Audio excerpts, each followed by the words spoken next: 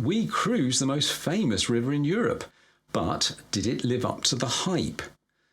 We were invited by Viking to sail along the iconic section of this river from Budapest to Passau on their 7-night Danube Waltz itinerary.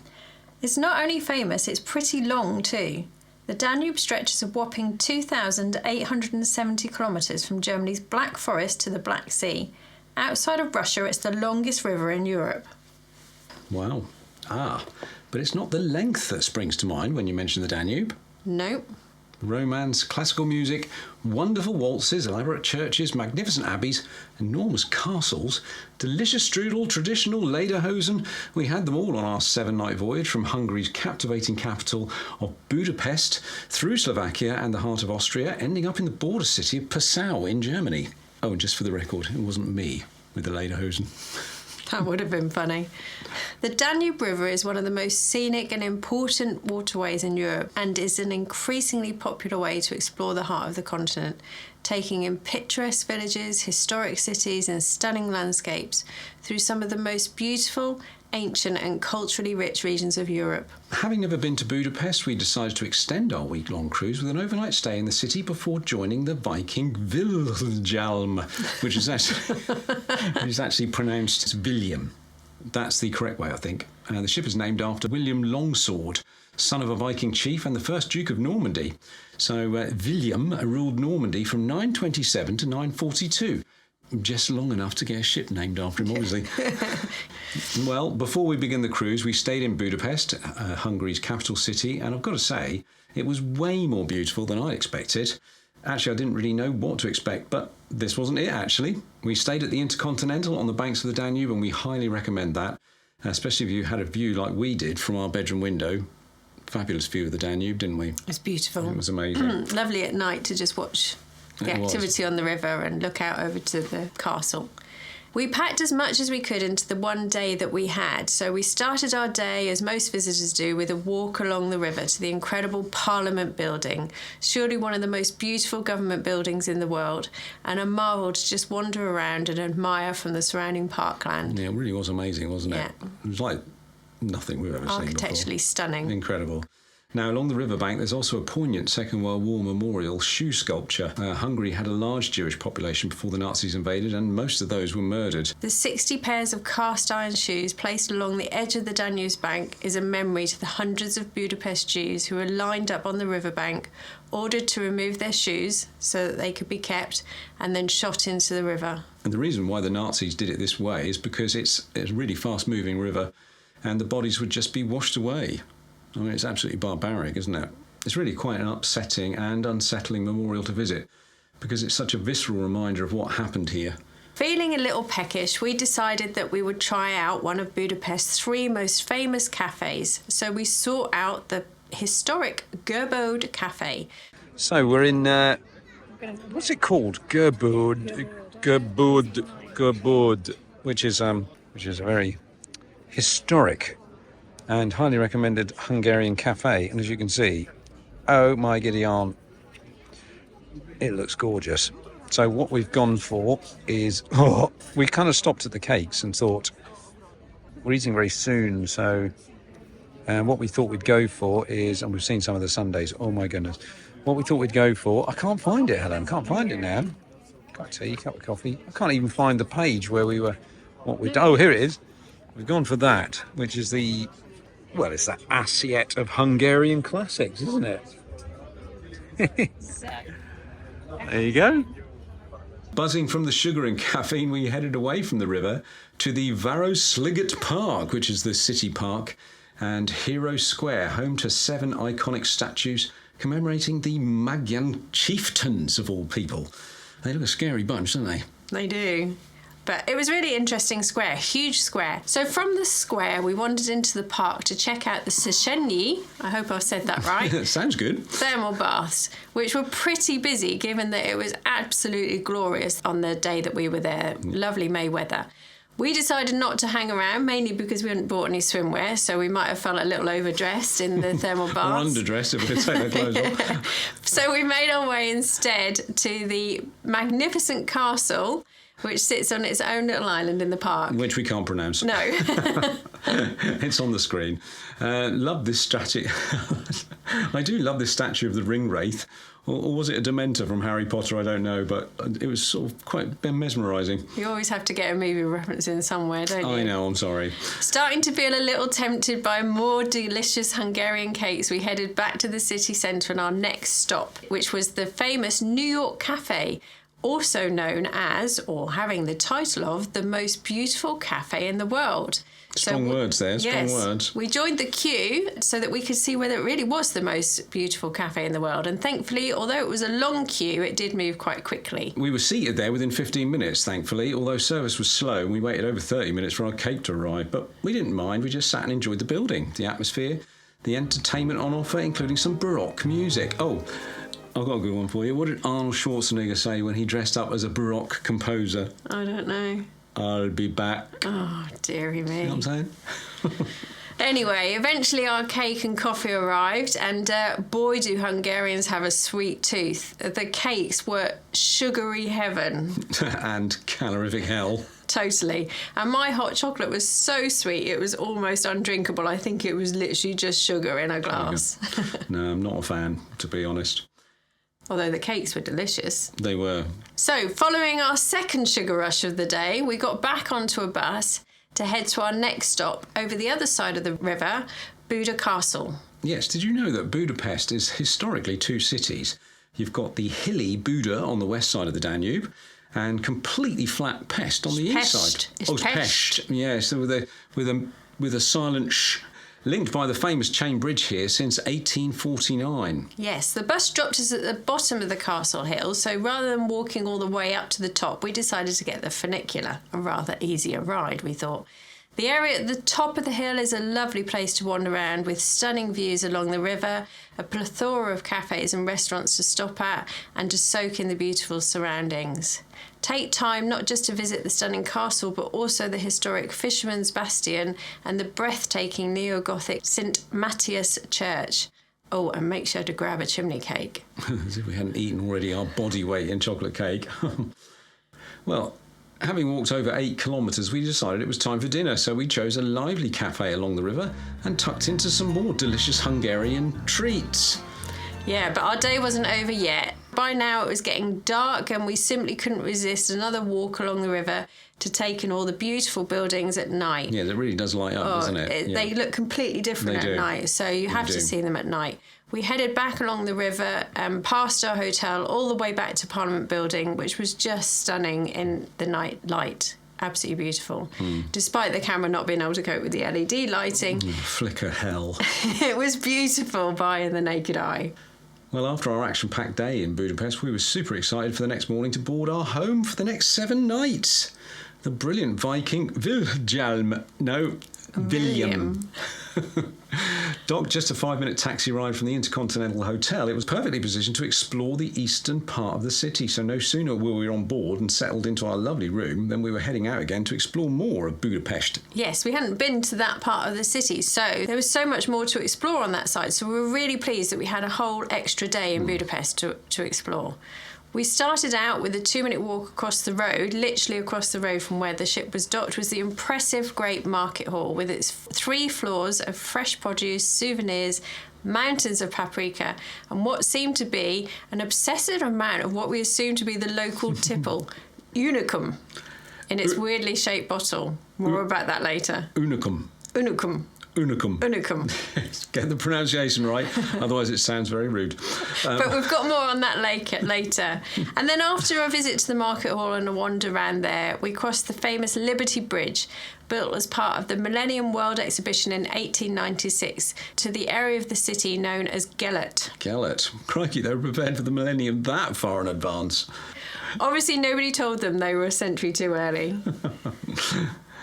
Well, climbing all the way to the top of the hill, we eventually reached the Liberty or Freedom statue mounted on the pinnacle. Although the castle and statue were closed due to restoration, which was disappointing, the views over the river to the Pest side of the city made the climb, well, really worthwhile. Yeah. It was beautiful views again. So we then started to head down, passing the statue of Saint Gellert, who the area is named after, he was an Italian missionary who came to a rather grisly end on this spot, where, according to legend, the pagan Magyars, resisting the new faith, hurled the bishop to his death in a spiked barrel in 1046. That's got to hurt. Yeah. Reaching the bottom of the hill at Victoria Bridge, not in a barrel, we headed back over the river for our daily visit to the local cafe for coffee and cake, this time making our way to our third and final cafe of legend, a Parisi Passage located in the Hyatt Hotel, the Parisi Udvar. And what a treat it was. Oh, the very refined cafe was a wonderfully relaxing experience with incredible service and the most delicious cakes. And we highly recommend this Rocher cake. Cool, yeah, I still dream about that. Oh. Back on the ship for our overnight stay in the city, we settled in for our first evening on board, making the most of the nighttime river views from the top deck. And with most of the other guests going off on the included city tour on our first morning proper, we decided that since we had already been to most of the places visited on the tour, that we would instead tick another thing off our Budapest must-do list by spending a morning at a thermal spa, because Budapest is famous for its thermal spas. Yeah. And with the Gellert Spa, no spiked barrels included, thankfully, a short walk from where we were docked, we indulged in a lovely cooked breakfast before heading over the bridge to spend a couple of hours at the spa enjoying the indoor and outdoor pools, the thermal spas and the cold plunge pool, as well as taking some time to relax on the indoor and outdoor lounges. Yeah, thankfully the weather was still gorgeous, so it was lovely to be sitting by a pool in the hot May sun. It was hot, wasn't it? Yeah. Gellert Spa was founded in 1918 and is largely of Art Nouveau style. References to healing waters in this location are found from as early as the 13th century. Wow. A hospital was located on this site during the Middle Ages, and during the reign of the Ottoman Empire, baths were also built on this particular site. Magical healing spring was used by the Turkish during the 16th and 17th centuries. Wow. Did you go in the cold plunge pool? I don't think I did. Yeah, I did. Yeah. I've got some footage of that. Oh, that was cold. Back to the ship for an al fresco lunch on the Aquavit Terrace, making the most of the gorgeous weather. That afternoon, we headed out on an optional excursion to find out more about that unusual local liquor we'd spotted in the market hall the previous day, and a visit to a marzipan factory after that. Well, we met our guide Catalin and boarded a luxurious little minibus to take us the 10-minute ride out to the Unicum factory. And you thought Colonel Sanders has a closely guarded secret recipe for KFC? Well, this is next level. Listen to this. They say that the recipe is written on 4 papers, and they are kept in 4 safes of 4 banks in Hungary, and they have 4 keys to it as well. Here we were met by Danica, who gave us a tour around the museum, explaining the history of the liquor and the Zwack family who invented the liquor and still own the factory. Don't you just love the name Zwack? Yeah, it was a really, really interesting history. So if ever you're in Budapest, it's worth a visit because it's interesting to hear about the Zwack family and the history of Unicum. Anyway, at the end of the tour, we went down to the cellar for a Unicum tasting. And although it wasn't really to my taste... no, it was a bit... Yeah. Think Jägermeister. The tour was really interesting and highlighted some of the checkered past of Hungary and the troubles it's endured over the years. After 4 large shots of liquor, it was time to head to the Zamos chocolate factory to soak up some of the alcohol with samples of chocolate and marzipan, where we also had the chance to turn our hand to making our own individualised chocolates. I know. Wow, I think I was in heaven. Yeah, we got to take them back to the ship as well, didn't we? That was great. That evening was the Viking welcome cocktail party, a chance to meet the senior officers and our fellow guests. And after pre-dinner drinks, we grabbed a table at the Aquavit Terrace for dinner this evening and were rewarded with a beautiful view of the sunset over Buda Castle in the background. And after dinner, we headed up to the sun deck for the sail out of Budapest to take in the amazing views of Budapest from the river at night. And we sailed past the castle, the Matthias Church and the Parliament building.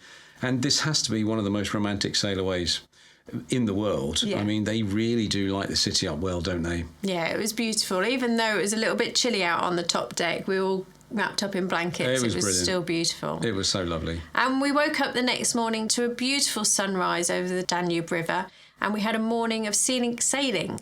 So we were navigating the first of 11 locks we would go through on this journey. Considering it was only May, we had glorious weather on the Danube and we made the most of it, taking our lunch al fresco in the Aquavit Cafe. Yeah, the Aquavit Cafe is lovely. It's one of our favourite spots. They open it all up and it's just beautiful. Just take a look at our guide to the Viking river ships and we go into that in more detail, don't we? We do. It's such a lovely venue. Anyway, arriving in Bratislava, the capital of Slovakia. A new country to us. Yeah, and we've never been here before, so we decided to do the included walking tour to Bratislava's Old Town. A charming mix of Gothic, Baroque and Art Nouveau architecture with narrow streets, picturesque squares and plenty of cafes and restaurants. Oh, and what do you call a famous president in the 17th century? Oh, another one of your bad jokes. Barack Obama. Oh, I think I need to take a lie down. Leaving the walking tour, we then had some time independently to explore the city. So we headed up to the city's most iconic landmark, the medieval castle, which gave us stunning views over the Danube and the surrounding countryside. Yeah, it was truly nice, wasn't it?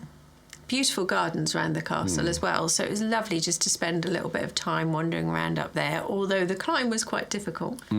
That's the thing about this voyage, there's so much walking to do. All the places are really pretty, aren't they? Well, there needs to be all that cake you eat. Well, I know. And speaking of eating, tonight's dinner was another regional delight, most of which I can't pronounce, so here's what we had visually. And I'll put the names up over on the screen and you can have a go yourself. Yeah. And to complete our immersion in unpronounceable Slovakian culture, that evening a local group of singers and dancers boarded the ship to entertain us for an hour before we left Bratislava to head towards the city I'd been most looking forward to on this visit, Vienna. This means nothing to me. Oh, what doesn't? Vienna. I've got to say, I was doing that the entire time we were in Vienna. Yes. And if murder was legal, I'd be at the bottom of the Danube by now. The thing was, nobody really knew what you were referring to. Were they? They're either too young to remember the song or were too old to. Nobody was. Terrible, isn't Nobody it? knew the song that you were talking about. And it's probably not particularly popular in America. No. Most passengers were American. Nobody knew what you were talking about. Does anyone know what I'm talking about? Vienna by Ultravox, by the way. If it means nothing to you. No, sorry. Anyway, we woke up the next day in Vienna, the capital of Austria and a city that needs no introduction. Absolutely not. Vienna is a cultural and architectural masterpiece, home to some of the world's most famous museums, palaces and concert halls. I mean, you've got to see it to believe it, really, haven't you? Every time you stop at any destination, Viking provides you with street maps of the city you're visiting and a handy card that you can take ashore, which has got the ship's location and emergency numbers on it, just in case you need them. It's a brilliant idea, just in case you get lost and need a lift home. Anyway, most of the guests chose to go on the included buses to get into the city centre, which is about 4 kilometres from where the ship docks.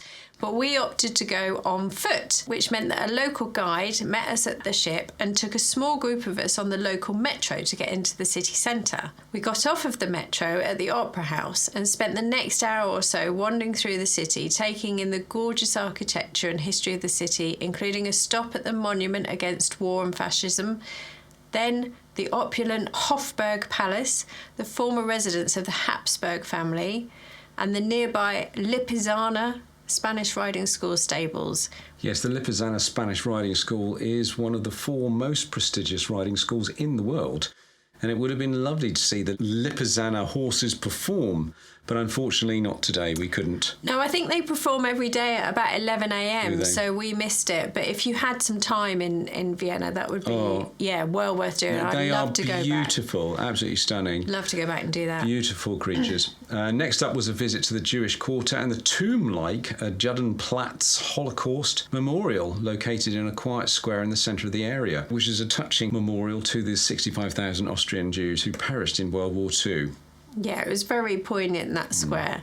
And it has to be said, Vienna is just stunning from every angle. Turn the corner of a street and you'll discover yet more buildings that will literally stop you in your tracks.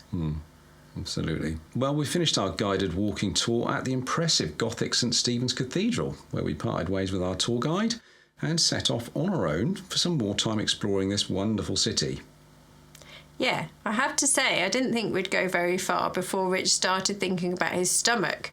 So our first stop was Cafe Central, an iconic Viennese coffee house with stunning interiors and some delicious and very dangerous cakes. There's a theme here. I chose the traditional Viennese warm dessert, which was a sweet curd cheese strudel served with vanilla sauce and whipped cream. Rich went more traditional and had a chocolate torte. Yummy. I haven't told you at this point that I was going to try and do the 3 in Vienna as well as the 3 in Budapest. We ate so much cake. With that in mind, in hindsight, the torte was a big mistake, as you'll see in a minute. Yes. Walking through the gardens of the Hofburg Palace along the inner ring road, we passed the museum quarter, the Parliament buildings and the beautiful City Hall. On the way to our next stop, and another coffee shop, unbeknown to Helen, Café Landmann. I think that's how you pronounce it. Lantman. I think it was Lantman. Oh, Café Lantmann. This time we sampled some traditional apple strudel. Yeah, you can't come to Vienna without having some apple strudel. Absolutely, you can't. Well, since 1873, Café Lantmann served as a meeting place for many of the leading industrialists, politicians, thinkers and artists in Austria, and was the preferred coffee house of Sigmund Freud, Gustav Mahler, Peter Altenburg, Felix Salten and Emmerich Karlmann. I've only ever heard of Freud. It was located literally just opposite the Rathaus, which is the city hall, so you can imagine it'd be very popular with the back in those days. Dignitaries of the day, yes. Though by now we were full of cake, our walk back to the metro happened to take us past the infamous Sasha Hotel, home of the Café Sasha and the world-renowned Sasha Torte. Well, what can I say? We sort of looked at each other and went, shall we? Our guide had said to us, oh, don't go there, it's really touristy, but we were tourists, so... Yeah, why not do the touristy things? We did the touristy thing. So we went through into the cafe and, we queued, and then we went in and we ordered some Sasha Torte. And though the prices are quite hiked up for tourists, but we were glad we sampled this Viennese icon. It was actually rather delicious, even though by now we'd almost had to force it down, didn't we? Yeah. We'd sort of reached cake saturation point. I think 6 pieces of cake in 3 days was having a toll on us, but you know, we had to do it. From there, it was time to go back to the ship, and we'd been given a return ticket to use the metro independently, so we got onto the metro independently and made our way back to the ship. Yeah, in a weird cakey coma, if I remember rightly. And you couldn't make it up, could you? Look what was on the menu for dessert when we got back. Well, no day in Vienna would be complete without an evening in a concert hall, and Viking had arranged an exclusive optional excursion to the Wiener Konzerthaus to see the incredible young conductor and composer Alma Deutscher. Now, for those of you who don't know, Alma is a British composer, pianist, violinist and conductor. Yeah, born in Basingstoke, of all places. A former child prodigy, Deutscher composed her first piano sonata at the age of 5. And at 7 years old, she completed a short opera, The Sweeper of Dreams, and later wrote a violin concerto at the age of 9. Blimey. A true child prodigy. Oh, absolutely. Now at the ripe old age of 19. 19. Alma kept the audience mesmerised for just over an hour with performances of some of Mozart's and Strauss's classics, as well as some of her own compositions. So, for your delectation, here's a short montage of Alma in action.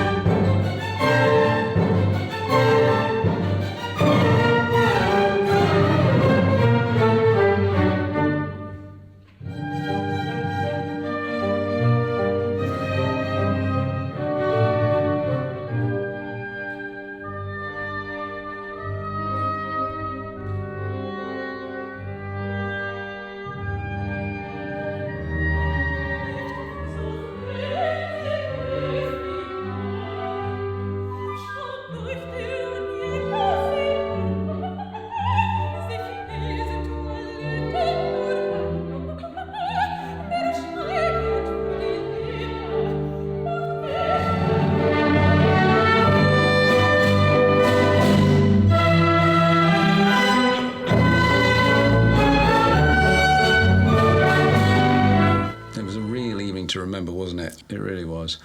Returning to the ship, the chef was waiting in the Aquavit terrace with a warming bowl of local goulash. So that was nice, wasn't it? It's lovely.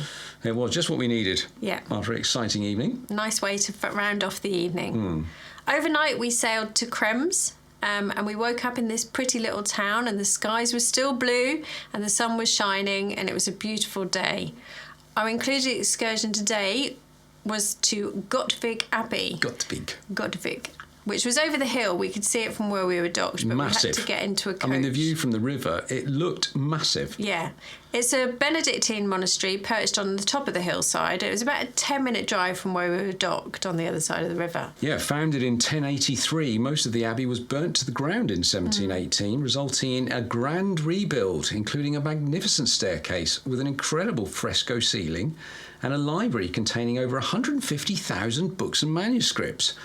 A guided tour around the house and gardens with their breathtaking views over the surrounding valley was followed, my favourite bit, by a visit to the terrace restaurant and shop to sample 3 of the abbey's wines. Yeah, no, it was a really lovely tour. The young lad that showed us around was really engaging, and we just had a really nice time there. Wasn't it? All topped off with some beautiful wine. Yeah. But then back on board again, the sun was shining, and we set sail for an afternoon of scenic sailing through the stunning Wachau Valley. And we had another lovely alfresco lunch, didn't we? We did. Oh, such a lovely week it was, weather-wise. Yeah, we were really lucky with the weather. Passing through the pretty village of Durstein, soon after we left, we continued down the valley, passing numerous historic castles and churches along the banks of the terraced valleyed hills, smattered with vineyards. It looked a bit like the Douro, actually. It was a beautiful stretch of river. I think the Wachau Valley is a highlight of the cruise. It really is. Yeah. And we were really lucky that the weather was perfect. So everybody was up on the sun deck. And our fabulous cruise director, Sabine, was up there pointing out a lot of the sights over the microphone. So we knew what we were passing. And lots of us just stayed up on the open decks, enjoying the sun and the scenery until the sun started to set. Yeah, it was a lovely, relaxing afternoon, wasn't it? We just chilled. It was great. Yeah, beautiful scenery, though. Yeah. Well, that evening the ship went full Austrian with the table set with red and white check cloths matched by the cruise shirts. Everything looked very, very Austrian, didn't it? Yeah. Dinner this evening was a little different, with an optional buffet, plenty of traditional Austrian dishes and wines to match. Each table was adorned with delicious charcuterie board and cheese for starters, and after our main courses, we sampled a traditional emperor's pancake for dessert. And in the end, we washed it down with some really strong grappa. Very strong, yes. The grappa obviously had the right effect, with most of the guests heading up to the lounge after dinner to take part in the music trivia evening, which turned out to be a great evening with lots of singing and dancing, as well as some competitive banter. Yeah, there was all sort of collapsed in a bit of chaos, didn't it? Yeah, so the questions, for some reason, we all had to get up and dance to a song before we were allowed to have the next question. I think the grappa was definitely taking effect. But our penultimate stop was at Linz, the 3rd largest city in Austria and a centre of culture, technology and innovation, starting with a walking tour with the wonderful Lolo, originally from Wales, believe it or not, who was waiting ashore for us and appropriately dressed in lederhosen shorts. They look a bit uncomfortable, don't they? Well, we finally got the lederhosen. We were all waiting to see who it was who wore the lederhosen. It was Lolo. The city centre was just a short stroll from the river, so we headed there and started our tour in the main square, making our way around the surrounding streets and historic churches, with Lolo pointing out some of the historic sites in the city's checkered past. Despite this, the city is home to some beautiful architecture, and the house where Mozart stayed when he composed the famous Linz Symphony and Linz Sonata. Well, finishing off our visit to Linz city centre, we said goodbye to Lolo and jumped on a tram for the 25-minute journey up Postlingberg Hill, home to the Pilgrimage Church, a Linz landmark and the perfect place to view the entirety of the city. Yeah, it was a great little tram ride, that. Beautiful view up there. Unfortunately, a lot of the stuff was shut when we went up there, wasn't it? It was. I think it was a Monday and everything was shut. No restaurants. We were starving hungry, weren't we? It was like, there's no restaurant. Food up there. But it was still worth doing because the view up there was lovely. And the tram ride was fun. It was really good. Yeah. So anyway, as we couldn't get any food up there, we headed back to the main square and we found a little cafe called the Glockenspiel Cafe, which I think was one Lolo had recommended to us. And we couldn't resist trying a bit of Linzer Tor and a local beer. The Linzer Tor wasn't as good as the Sasha cake, was it? No. But I think that might have been serious cake fatigue kicking in Maybe. by then. Definitely I preferred the Sasha Tor, but we still tried the Linzer cake. Well, you got to try Linzer cake in Linz, haven't you? So that's where it's from. And then we headed back along the river and had a little wander around the riverside where the ship was docked, which was a beautiful sort of area with a couple of Lido pools and some park areas, lots of local people out enjoying the sunshine. It was a really lovely place just to spend a couple of hours wandering around in the afternoon. And later that evening, we had the captain's farewell cocktail party. No, not already. It's ridiculous. We can't be night. near the end. You know, you get 7-night cruise, and the farewell cocktail party was on like 4 or 5. We've only just started. Anyway, the Viking brought on some local entertainers who serenaded with some opera and songs from the iconic Sound of Music. Well, you had to when you were in Austria, didn't you? I've got to have some Sound of Music. You just had to. Linzer cake. Lederhosen, Austrian beer, Sound of Music. What an evening, hey? Perfect. Now, the sail into Passau as the sun was rising on a glorious morning in South Germany now. It was absolutely beautiful. It really was. We got up early and we had a look. Yeah. And it was just a beautiful It's a lovely sailing as well. Well, known as the City of Three Rivers, Passau, naturally, Passau is on the Austrian border and lies at the confluence of the Danube, Inn and Ilz rivers. Is that how you spell it? I don't know. Ilz? It's overlooked by the Vester Oberhaus, a 13th century hilltop fortress housing a city museum and observation tower. And the old town below is known for its Baroque architecture too.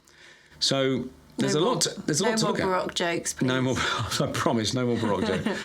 Well, we decided to skip the walking tour and make our own way around the town and headed straight to the St. Stevens Cathedral, renowned for having the biggest pipe organ in Europe. 17,974 pipes, to be exact. Wow, that's more pipes than a plumber's warehouse. Oh, pipe down. Unfortunately, there was renovations going on inside the church, so we couldn't see too much, but we did get to see some of it and see the grand ceiling and decorations, but we couldn't see much of the pipe organ. No, it was all kind of like boarded off, wasn't it? Even though there's nearly 18,000 pipes, we couldn't see a single pipe. It was a bit disappointing. Never mind. Leaving the cathedral, we crossed the river Inn and climbed up to the top of the Maria Hilf. I think that's how you pronounce it. I think it's Maria Hilf. Oh, Yes. Maria Hilf. Maria Hill. Maria Hilf. To visit the pilgrimage church sitting on top of the hill. Now, this peaceful little church and its surrounding gardens gave us magnificent views over the Passau city peninsula and the confluence of the rivers. And though the church was very quaint, the best thing about this church was the almost secret stairs that went from the town up to the church. They were fully covered.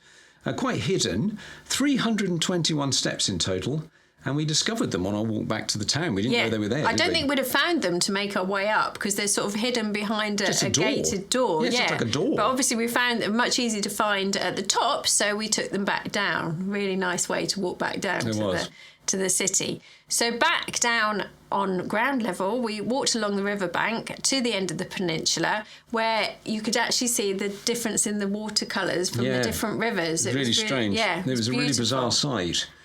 So we rounded the peninsula where the three rivers met, and then we decided to head over another bridge, this time over the River Danube. It's an iron bridge, and it took us to the other side of the peninsula where we thought we would climb up to the Vester Oberhaus, the castle at the top of the hill, which sits between the River Danube and the Ilz rivers. It was a long, steep climb. It really was. Lots of steps. So don't try this unless you're willing to take on a bit of a climb. But it was beautiful when we got up there. You can drive up there. So if you wanted to get a taxi up there, you could. But we decided to climb it. We got up to the top and it was a beautiful castle with some amazing grounds. Yeah, we got to the highest point of the castle, didn't we? Well, we had several days of cake to burn off for a start. Yeah, but it was well worth a climb. We had wonderful views of the city, the cathedral and the surrounding regions. And inside the castle was that lovely courtyard, and then we actually climbed even higher up to the tower, and that gave us some more stunning views over the river and over the town of Passau. Well, after over 8 kilometres of walking and climbing Passau hills, we'd returned to the William for our final evening on the Danube. And to pack our bags. Oh, that's always the most depressing bit of any cruise, isn't it? Horrible. But, you know, the Danube treated us well with a beautiful blood orange sunrise the next morning. And by the time we left the ship, it had started to rain. It was the first rain we'd seen all week. It was as if the Danube was saying a sad farewell to us after a lovely week. Yeah. It was crying on us. It was. Because we had to go home. If you want to do the Danube, we highly recommend this stretch of river. It's absolutely beautiful. It's a stunning section of river and well worth sailing up, and you cover so many different countries. You do. So thank you to Viking, and we hope, if you want to see more, watch some of these next, because they will take you further down the Danube and show you more of the Viking William. Until then, thank you very much.